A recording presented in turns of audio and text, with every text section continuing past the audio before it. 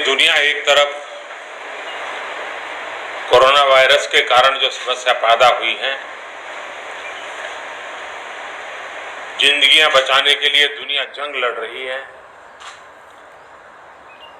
ऐसी संकट की घड़ी में हिंदुस्तान की भी केंद्र सरकार हो या राज्य सरकारें हो,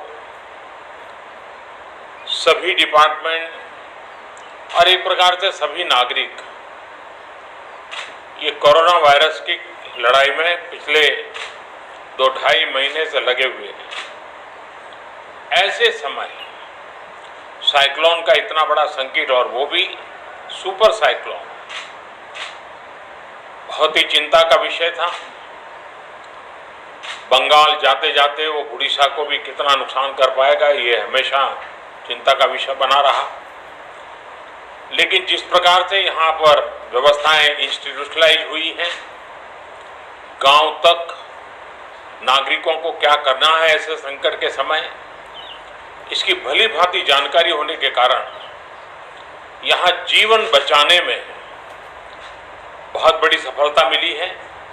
और इसके लिए उड़ीसा के नागरिक, उड़ीसा का प्रशासन और उड़ीसा के मुख्यमंत्री श्रीमान नवीन बाबू, उनकी पूरी टीम अभिनंदन के अधिकारी है। लेकिन जब इतनी बड़ी प्राकृतिक आपदा आती है तब संपत्ति का नुकसान तो होता ही है।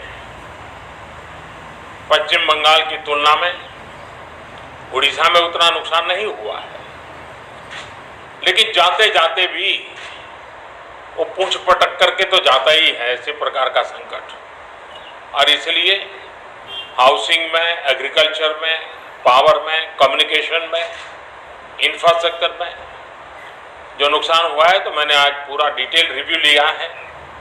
राज्य सरकार ने भी विस्तार से मेरे सामने सारी बातें रखी हैं।